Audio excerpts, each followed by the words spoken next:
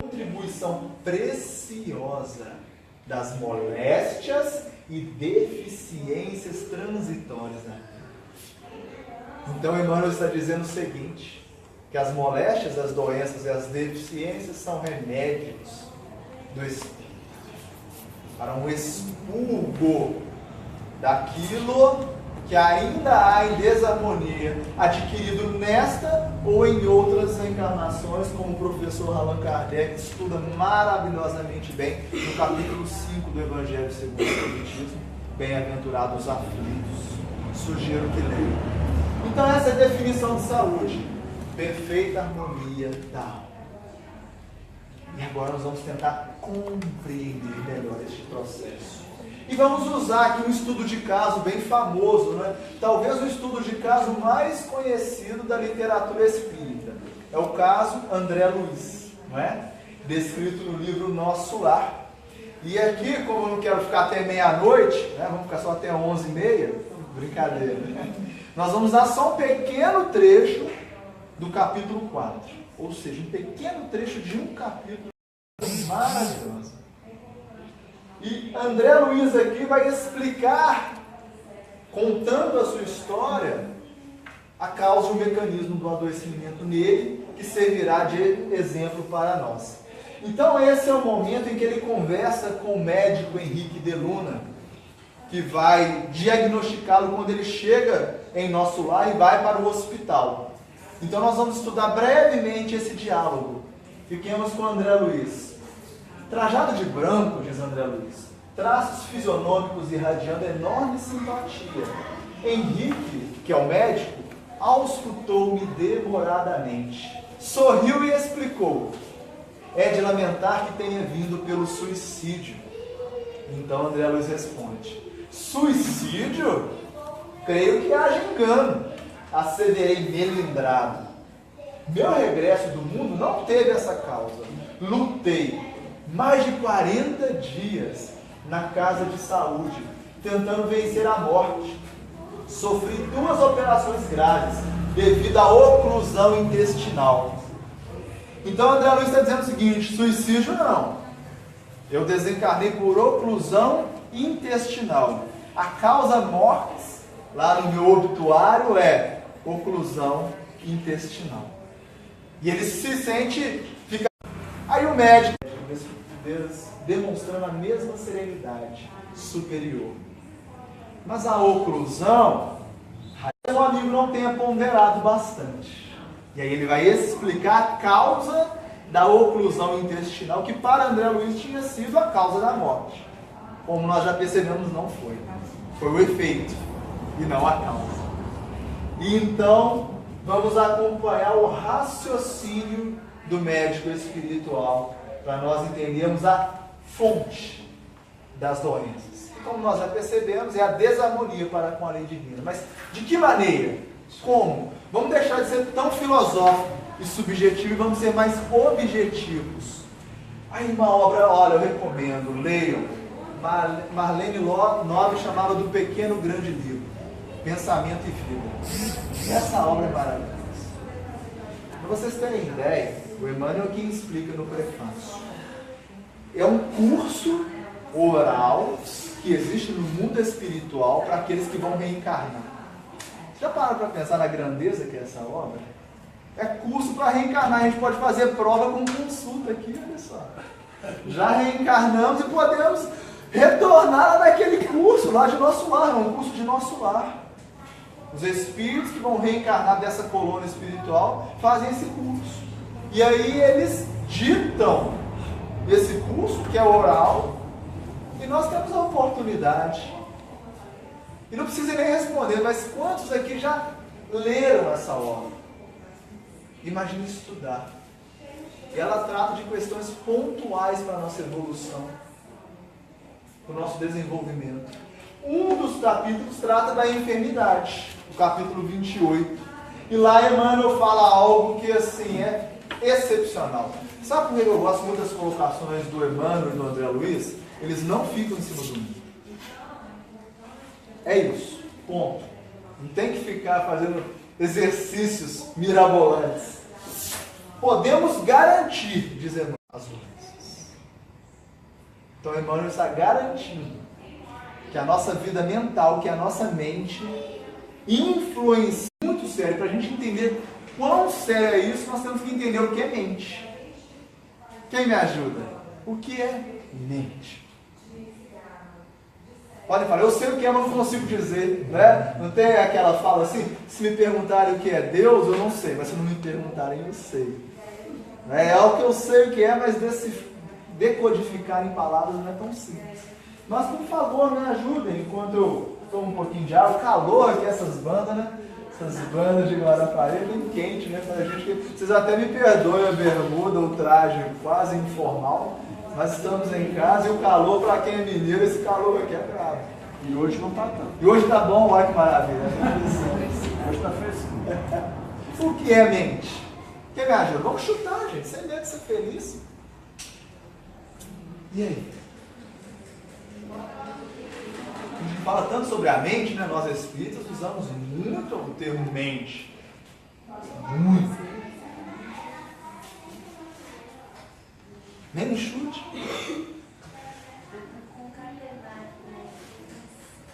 Não é simples mesmo. Por isso que é importante a gente buscar nos benfeitores espirituais, porque eles têm a arte da síntese. Acho que é o canal de comunicação. O canal, olha, foi bem perto aí, hein? Ó, tô falando, é assim que a gente constrói o conhecimento. O canal de comunicação entre quem e que, quem e quem, em tudo. Estamos ali, ó. Começamos. E aí? Mente. Construção. Constrói o quê? Tudo. Tudo. Positivo e negativo. Sem dúvida. Sem dúvida. Tem um poder inimaginável. Não é? Só que a gente tem que saber do que se trata. Algo tão poderoso. Como é que a gente vai manipular se a gente nem sabe o que é? Não é? Nesse mesmo livro, Emmanuel define o termo mente. No primeiro capítulo intitulado O Espelho da Vida. Olha esse capítulo. Da seminário. Então, Emmanuel dá duas definições, uma de cunho filosófico e uma de cunho científico e objetivo, que eu adoro. Primeiro diz assim, a mente é o espelho da vida. Olha só, porque liga, reflete. E quem tem a vida? Quem vive? O que somos? O espírito. O espírito. É isso. Então a mente reflete o que o espírito sente, pensa e volita. Volita no sentido de vontade também. A mente faz essa ligação entre o que somos, espíritos, e os corpos que utilizamos para nos expressar. Físico, psicossoma, como diz André Luiz, ou perispírito, e até o corpo mental, até onde temos fontes fidedignas.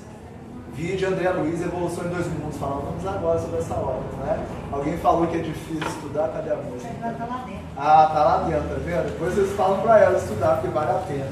Então liga o espírito aos corpos de expressão, é a mente. Mas aí ele traz um conceito objetivo. Olha, eu vou falar a verdade, depois que eu li esse capítulo umas 10 vezes, é eureka. Porque livro espírita é assim, gente. Vocês sabiam? São livros quânticos.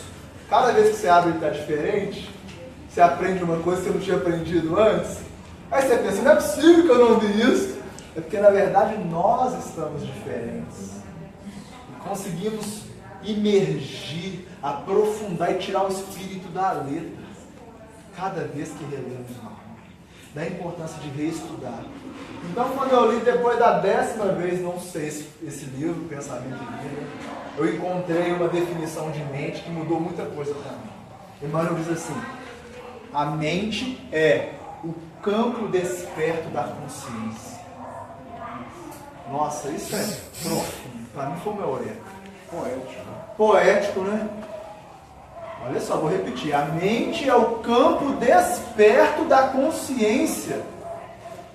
Consciência em que está escrito o quê? A lei divina, lembra a questão 621 do Livro dos Espíritos? Então você está dizendo que existe um campo desperto da consciência, porque existe o quê? Um campo adormecido, não desperto da consciência. Isso me fez um bem, tirou uma cruz das minhas costas, porque eu sempre me autoflagelava quando eu li aquela questão 621. A lei divina está escrito na minha consciência, eu erro tanto, mas eu sou um filho rebelde demais, se está tudo na minha consciência, por que o bem que eu quero eu não faço, como diz Paulo, e o mal que eu não quero, esse eu faço? Porque existe um campo da consciência desperto, que é o que nós chamamos de mente, ou Emmanuel chama de mente. A partir de hoje todo mundo aprendeu. E existe um campo não desperto. Vamos exemplificar didaticamente. Eis o livro da vida, onde está escrito as leis divinas, nossa consciência. Então, quando Deus nos cria, Ele nos dá ou inscreve em nossas consciências todas essas leis. Por favor, não me chamem de herege, nem me queimem na fogueira de Guarapari. É só um exemplo, tá bem? Mas pensemos agora, eu sou Deus e vou criar um espírito, o espírito Thaís. E aí quando eu crio o espírito Thaís, ela vem de brinde com todas as leis, a lei divina na consciência dela. Thaís, por favor, fale para todos nós que está escrito na página 82. Vou ter que ler mesmo? Sem abrir o livro. Está adormecido. Então ele dá o livro fechado. E o que é a mente? O quanto nós lemos já desse livro, que é a evolução. Então Emmanuel vai explicar nesse primeiro capítulo que é o arcabouço mnemônico. São as nossas memórias intelectuais e experiências das reencarnações pretéritas. É por isso que a gente não pode julgar o outro. A gente não sabe qual parte do livro o outro já leu. Porque eu não vou ler da primeira à última. Eu posso pegar no meio. Sabe igual aquele momento de aperto, né? Que a gente abre o evangelho em qualquer lugar e lê, né? Lê ao acaso. Pode acontecer. Então, às vezes, o outro lê uma parte que eu não li. E já despertou-se em um ponto.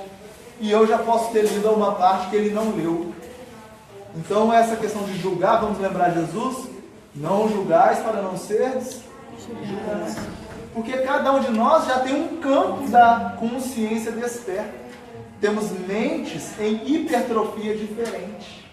Então, perfeito é aquele que leu o livro todo. Aqui a mente abarca a consciência para os padrões da Terra, não é? Então eu achei isso assim maravilhoso. Por quê? Porque é a mente que guarda positiva influência sobre todas as doenças.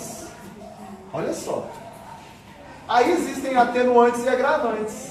Porque quando eu sei de algo que não é correto e eu ainda faço, existe um agravante. Quando eu ignoro, que é a questão responde os espíritos pela ferida do mal, não. Da ignorância.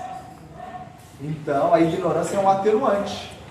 Mas as leis estão escritas já no livro da vida que o Pai nos concede. E o que é que a mente faz? Nós vamos ver daqui a pouco na fisiopatogenia.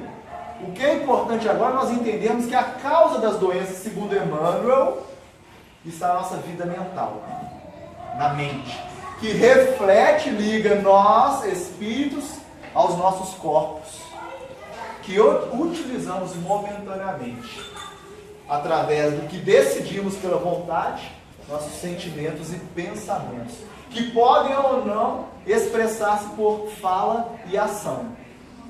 Podem ou não. Então vamos voltar lá com o André Luiz. Aí voltamos lá no caso do André Luiz. Diz o médico, quando ele vai explicar para o André Luiz, vejamos então seu intestino. A oclusão, lembra da oclusão intestinal que ele falou, que foi a causa da morte? Não é? Essa oclusão derivava de elementos cancerosos. Então, primeiro, por que houve uma oclusão? Porque houve uma neoplasia, um tumor, um câncer. Um câncer do intestino. Estes, ou seja, o câncer, por sua vez, teve causa de algumas leviandades do meu estimado irmão no campo da sífilis. Nossa, quando crescer eu quero ser assim. Ele foi tão sutil, acho que poucos inclusive perceberam o que ele quis dizer para André Luiz, né? É muita sutileza. Então vamos decodificar a mensagem do mentor. Ele está dizendo, olha meu filho, a oclusão é um câncer. E o câncer teve causa nas suas leviandades porque você adquiriu sífilis. E como é que você adquire sífilis? A sífilis é uma doença o quê? Sexualmente transmissível. Então é isso que ele está dizendo, você compromisso. Então a causa da sua morte não foi a oclusão do intestino. Até agora, que ainda tem coisa para cavar, é a atitude promíscua de André Luiz que deu aso à sífilis. Então vamos fazer a auscultação junto com o Henrique de Luna.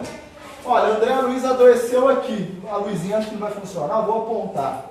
No intestino, nessa região. O livro não explica qual região da anatomia do intestino.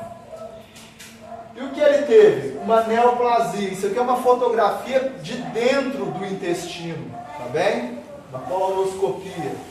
Então, houve uma tumoração dentro do intestino. O tumor foi tão grande que ocluiu. Então, o corpo não podia mais se nutrir nem se hidratar, levando a óbito. Isso que aconteceu com André Luiz. Mas a causa, segundo Henrique de Luna até aqui, foi um câncer, que é o tumor, que teve causa por causa da sífilis. Agora eu faço a pergunta a vocês. Todo mundo que tem sífilis desenvolve neoplasia, câncer? A sífilis tem 4 estágios, que vai desde o assintomático, que a pessoa tem nem sabe que tem, passa a vida normal, até o neoplásico, o cancerígeno. André Luiz teve o 4º tipo, mais grave. Por que será? Qual a causa disso? Henrique de Luna conclui seu diagnóstico. A moléstia, a sífilis, talvez não assumisse características tão graves se o seu procedimento mental no planeta estivesse enquadrado nos princípios de fraternidade e temperança. Olha aqui André Luiz ou Henrique de Luna corroborando Emmanuel lá no Pensamento e Vida. O que promoveu a tumoração foi a vida mental, o procedimento mental. André Luiz faltou com o sentimento de fraternidade, amar o próximo como a si mesmo, e de temperança. Aí eu faço uma pergunta, ninguém precisa responder, mas você ainda fica nervoso? Você não ser intemperante? Paciência pequena, indulgência baixa, como eu? Então cuidado, porque você está mentalmente criando irradiações mentais mórbidas, deletérias.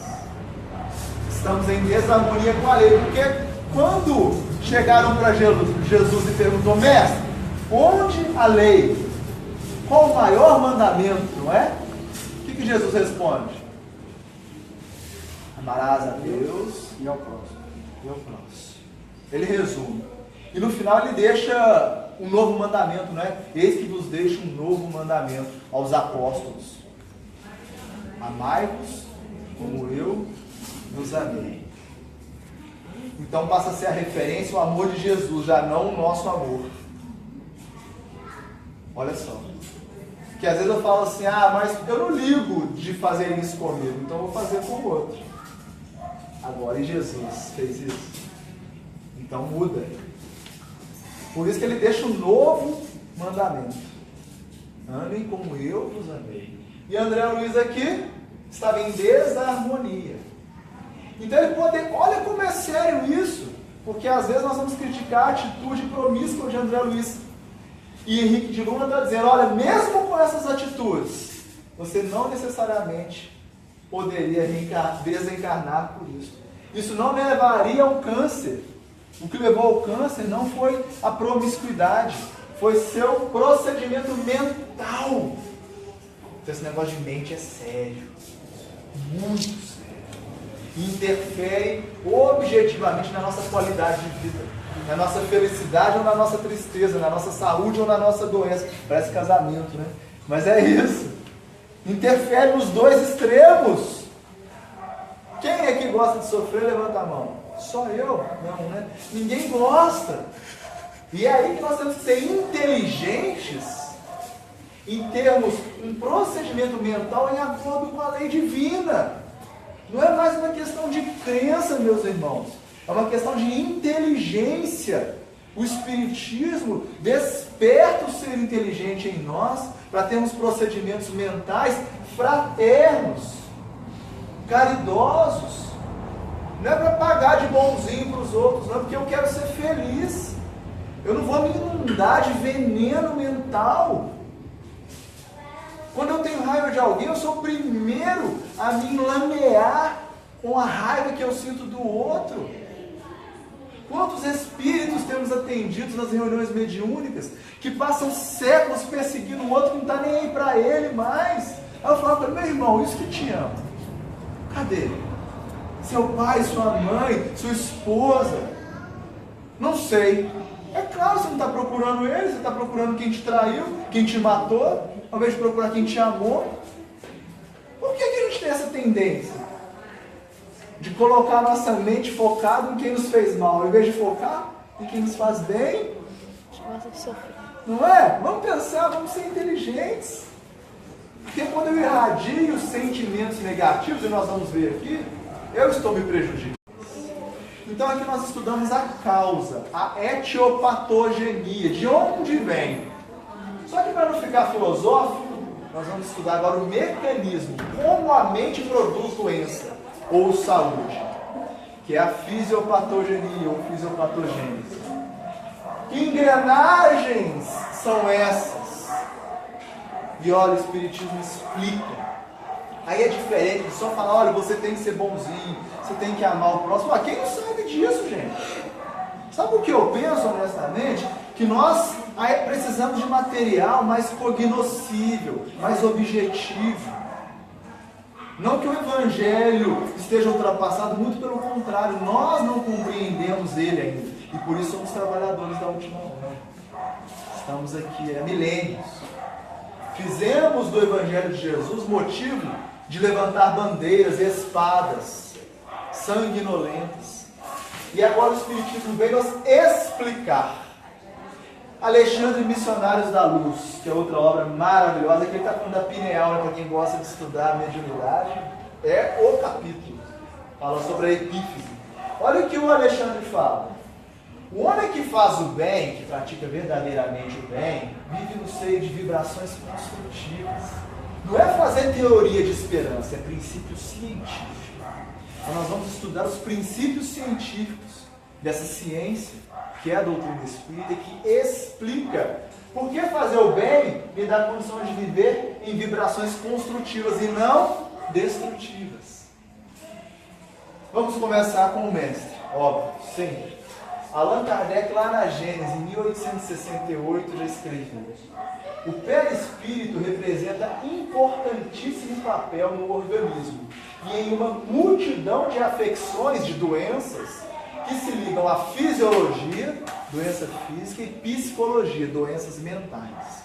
Então, olha que Kardec já falava na metade do século XIX. Estudem o perispírito, porque é ali que está a multidão de influências das doenças físicas e psíquicas. Olha, faz tempo. Seguindo Kardec, eu não sou bobo nem nada, vamos estudar um pouco o perispírito, porque é ali que está o mecanismo, a fisiopatogenia. Vamos começar com a evolução em dois mundos. Esse trecho é importante. Ao capítulo 2 que eu acabei de falar com você. Estudando o perispírito, André Luiz já começa assim um capítulo. Para definir, de alguma sorte, o corpo perispiritual, ou espiritual, ou psicossoma, ele usa esses três termos para falar da mesma coisa, perispírito. É preciso considerar, antes de tudo, que o perispírito não é reflexo do corpo físico. Olha só. Porque, na realidade, é o corpo físico que reflete o perispírito. Então, a começar por aí. Só que ele vai mais além. Tanto quanto ele próprio, o corpo espiritual, retrata em si o corpo mental, que lhe preside a formação. Olha só. Tenho visto pouquíssimos espíritas estudar essas questões. Pouquíssimos. Alguns até alegando que é de ordem da teosofia, de Anne Besant, como se tivesse alguma coisa errada nisso. André Luiz está dizendo o seguinte, que o nosso corpo perispiritual, o perispírito, ele retrata o corpo mental. E depois ele traz uma nota. O que é o corpo mental? O corpo que envolve a mente. O corpo sutil que envolve a mente, simplesmente isso. Ele não entra em maiores detalhes. Ele diz que não temos ainda terminologia para falar sobre isso. Ok, 1958. Então, a minha mente forma o meu perispírito. E aí eu sugiro o capítulo 6 da obra Roteiro, que Emmanuel explica sobre as células do corpo psicossomático. E André Luiz nesse capítulo também. Mas aqui nós não vamos aprofundar tanto, não temos tempo. Afinal de contas, 11 horas já chegam, né? Brincadeira, tá, gente? Nós estamos levando e sai correndo. Esse cara é maluco, veio lá de Minas, fica falando, não para de falar. Mas o que é importante aqui é entender que o meu corpo físico é a ponta do iceberg, lembra da foto? É aonde a minha mente se extravasa.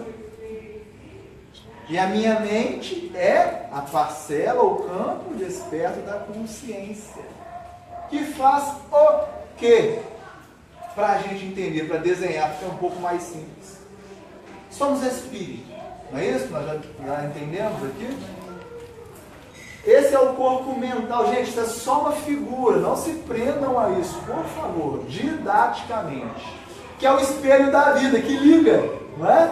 Vai ligar, não sei disso nunca, não é o nosso cérebro, nem do corpo físico, nem do corpo perispiritual. E essa irradiação forma físico. E quem tem realmente interesse em entender isso, compreender, eu sugiro que leiam a teoria corpuscular do espírito, de Hernani Guimarães de Andrade, e que leiam Jorge André, que são dois dos maiores pesquisadores nesta área. E eles explicam como a nível cromossômico, no DNA, o espírito influencia através do corpo mental, perispiritual no corpo físico, criando o que nós estamos estudando aqui. É que hoje a gente está fazendo um grande resumo, imenso. É frustrante para mim, porque assim, eu estou tentando falar de muita coisa em pouco tempo. Mas é algo só para que vocês se sensibilizem para a questão de estudar. Montesquieu que fala isso. Ele diz assim, olha, quando for falar de alguma coisa, não se preocupe em esgotar o assunto. Basta fazer pensar. E o que nós queremos aqui hoje é fazer pensar sobre o quanto meus sentimentos e meus pensamentos estão influenciando positiva ou negativamente na minha vida, na minha saúde. Então, esse processo acontece por algo que nós achamos que é subjetivo e não é. E André Luiz explica. Olha o que ele fala lá no capítulo 4 do livro Mecanismos da Mediunidade. Olha, mecanismos da mediunidade? Poxa, eu pensei que era só palavra de reunião mediúnica. Não. Esse vivo de todas as realizações no plano físico, ou seja, na esfera material e espiritual, encontramos o pensamento por agente essencial. Entretanto, ele ainda é matéria. Olha o que o André Luiz está falando. Pensamento é matéria. Ou seja, pensamento não é uma fumacinha. É matéria. Num estado quintessenciado, é óbvio, não é? A matéria mental. Então, quando vocês lerem André Luiz falando matéria mental, ele está falando de informações de cargas magnéticas ou dos sistemas atômicos prevalecem sob o novo sentido. O que ele quer dizer? Olha só. O pensamento tem formas corpusculares, ou seja, partículas subatômicas. Ele está dizendo que a matéria mental, ele faz uma analogia com a matéria física. Os pensamentos são irradiados através de átomos, com suas partículas subatômicas. Isso, diz André Luiz, compele a denominar tais princípios do pensamento de núcleos, prótons, nêutrons, pósitrons, elétrons ou fótons mentais. O que ele está dizendo? Olha só. Que o pensamento é a matéria que plasma a realidade no mundo espiritual e que influencia a realidade do mundo material. São átomos que nós estamos lançando o tempo inteiro. Átomos mentais ou corpúsculos mentais. Que influencia diretamente o nosso corpo físico. O nosso DNA. E aí o Jorge Andréa tem uma tese interessantíssima, né, o famoso psiquiatra espírita, em que os elétrons e os pósitrons, que seria a antimatéria, conversam. É ali que há o vínculo molécula a molécula do perispírito ao corpo físico, como Allan Kardec descreve na Gênese. É ali que se liga perispírito ao corpo físico. Então nós vemos André Luiz trazendo contextos de ciência avançadíssima, na década de 50 do século passado. E o mais interessante é que existem hoje estudos que comprovam o que o André Luiz falou, é o que nós vamos ver para a gente fechar. Então vamos só fazer um rápido resumo. A mente, através do corpo mental, cria o perispírito. E o corpo físico é um retrato do corpo perispiritual, um reflexo. A mente irradia matéria mental, o que André Luiz chama de irradiação mental, que é pensamento. Aí tem algo muito importante. Pensamento. O que dá a característica do pensamento? O pensamento ser bom ou ser ruim? Ter uma frequência elevada ou baixa? Porque vamos fazer um exemplo, vamos dar um exemplo rápido aqui, olha, todos nós tivemos um pensamento. Vou lá no Muxaba hoje. O pensamento resultou em uma ação, não é? Aí nós vamos chegar no porquê alguns têm uma frequência diferente de quem da mediunidade. E ele vai em 50, onde Chico lá trabalhava no grupo Meimei, que é um grupo de desobsessão. Ele, Arnaldo Rocha e uma turma. E num livro chamado Instruções Psicofônicas, olha, que é excepcional. Vocês já viram que eu gosto de indicar livro, né? Eu não ganho nada com isso não, a não ser a felicidade de ver meus irmãos despertando suas consciências. Porque esse livro tem as mensagens dos mentores espirituais do grupo que Chico trabalhava. Psicofonado. Só que foi digitado depois, obviamente. Gente, isso tinha uma riqueza. Eu tive a oportunidade de ir a Pedro Leopoldo, não conhecia. Nesse passado, fui fazer um estudo lá. Eu fui no grupo Meimei. Ah, gente, eu sei que é um pouquinho longe, mas quando forem pelas bandas de Minas Gerais, vocês precisam conhecer. Que coisa, que simplicidade. Como um indivíduo precisou de tão pouco para fazer uma obra tão grande. Eu confesso que eu me emocionei quando eu entrei. E lá tem mensagens maravilhosas. Teresa d'Ávila, enfim, esses espíritos, né, que iam a essas reuniões. E um deles foi Aulus. O que Aulus falou lá? Ele falou assim, ó. O sentimento é o campo vibrátil do pensamento. Olha que chique. O que ele quer dizer? Que o sentimento é quem vai dar qualidade, a frequência vibratória para o pensamento. Então, quando a gente fala assim, vamos elevar nosso pensamento, vai depender do sentimento com que eu penso sobre algo. Voltando ao exemplo, com que sentimento nós viemos aqui? Porque o pensamento foi o mesmo. Vir aqui. Uns podem ter tido um sentimento seguinte, olha, eu quero ir lá, quero aprender mais sobre a doutrina espírita, quero me nutrir disso. Outros poderiam ter outro sentimento de, eu estou com saudade do pessoal, vou lá rever o pessoal. Outros disseram assim, se eu não for lá, vão me chamar a atenção. Outros, o negócio está apertado aqui em casa, então vou lá, pode ser que ele vinha. Vê que são sentimentos diferentes para um mesmo pensamento. E isso vai dar uma característica vibrátil diferente. É sobre isso que no capítulo 14 da Gênese, Allan Kardec fala sobre o magnetismo espiritual, as curas, que não depende só de quem está impondo as mãos, mas depende de quem? Recebe. Para haver uma sinergia, uma sintonia entre os fluidos daquele que emana e daquele que recebe. Tanto é que a mulher hemorroísta tocou, porque ela cria e sentia que bastava tocar nas vestes do Cristo e ela seria curada. Ou seja, não houve nem imposição de mãos do Cristo ali. Foi um movimento de evocação daquele fluido curador ou curativo. O irmão queria colaborar? Irmão, você queria colaborar? Você levantou a mão ou foi? Ah, então tá. Deixa eu dizer aqui. Não, que isso, sem problema. Então, aí é que está. A mente vai irradiar numa frequência de acordo com o meu sentimento. É por isso que tudo que eu vou fazer, eu tenho que fazer de coração, de verdade. Não adianta uma ritualística exterior. Isso não vai resolver nossos problemas. Isso pode até trazer um paliativo, um alívio, mas não resolve. É por isso que a cura não é de fora para dentro. É de dentro para fora.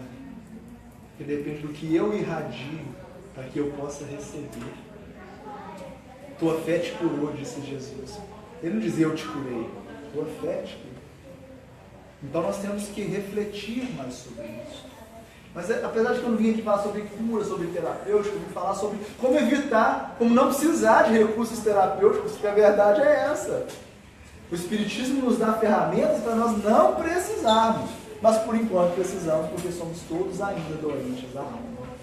Então, quando nós entendemos a importância da mente como espelho da vida, que reflete o que eu sinto e o que eu penso para os meus corpos, eu tenho que começar a tomar cuidado com o que eu sinto e com o que eu penso. Para que a irradiação mental, os corpúsculos, os átomos de matéria mental, sejam de uma frequência que promova cura ou saúde e não doença.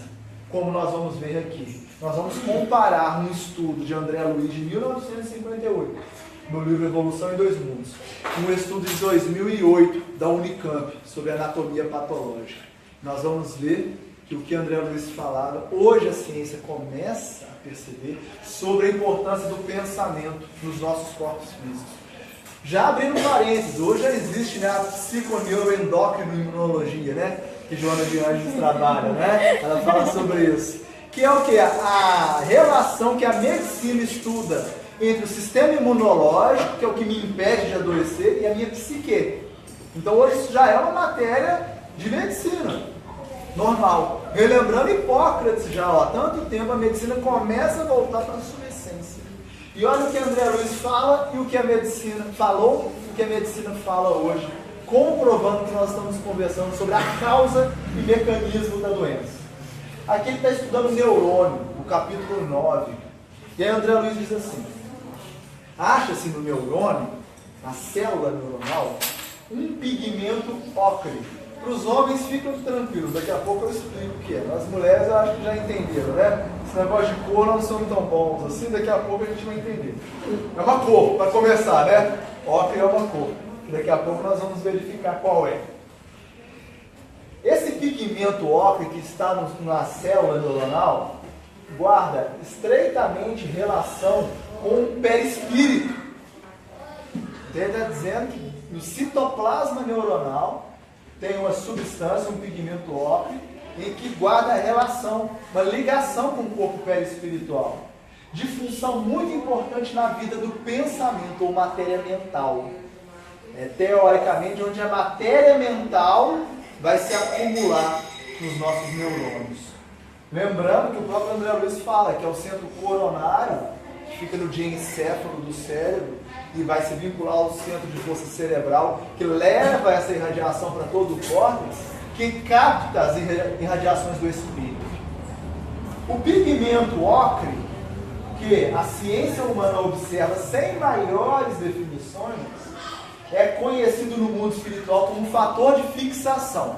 Então lá no mundo espiritual eles chamam esse pigmento de fator de fixação. É onde o pensamento fica impregnado no neurônio, adensando-se, ficando mais denso, ou rarefazendo-se, ficando mais etéreo, nos círculos humanos, conforme a atitude mental, ou seja, meus sentimentos e pensamentos.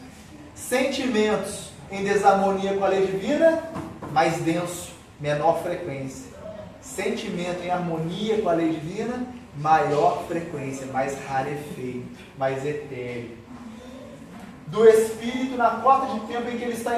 E eu já estou dizendo, aqui no mundo chama fator de fixação, no mundo espiritual. É onde o pensamento se fixa no corpo físico. E se o pensamento for um pensamento positivo, isso vai se rarefazer. Se for negativo, baseado nos sentimentos, vai se densificar. E aí, isso é um print screen, né? Como diz a moçada. É um print do site de anatomia patológica da Unicamp. Um estudo que fizeram. Não tem nenhum espírita vinculado a esse estudo, tá? Eles estavam estudando o quê? Câncer, tumor do córtex cerebral, no cérebro. Então, tiraram uma microfotografia e olha a conclusão que eles chegaram. Em certas áreas, a maioria das células neoplásicas, ou seja, tumor, célula com tumor, com câncer, continha no citoplasma grânulos de pigmento marrom. Tinha um pigmento marrom acastanhado. A melhor interpretação para esse pigmento neste ependimoma é, portanto, lipofuscina. Então, dá um nome para o fator de fixação na Terra, lipofuscina, que é a estreita correlação, porque na maioria das células de tumor ela existe. Então, fazem uma correlação. Aqui, estudando a displasia cortical, um outro tipo de patologia no cérebro, olha a conclusão.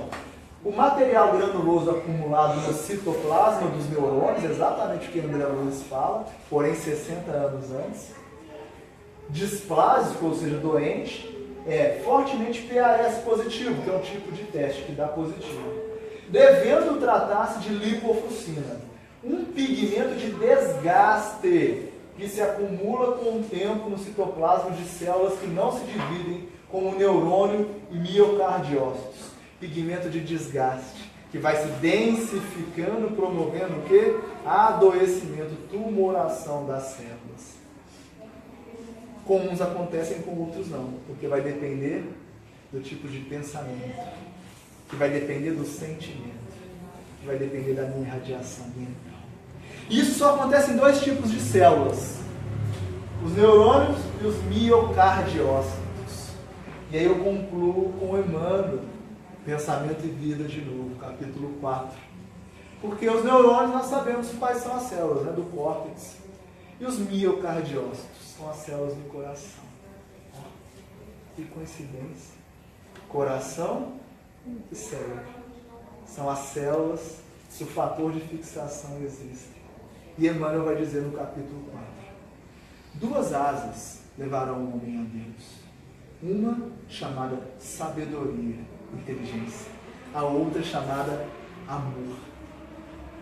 O amor é como se fora um homem no deserto, que vê lá um oásis.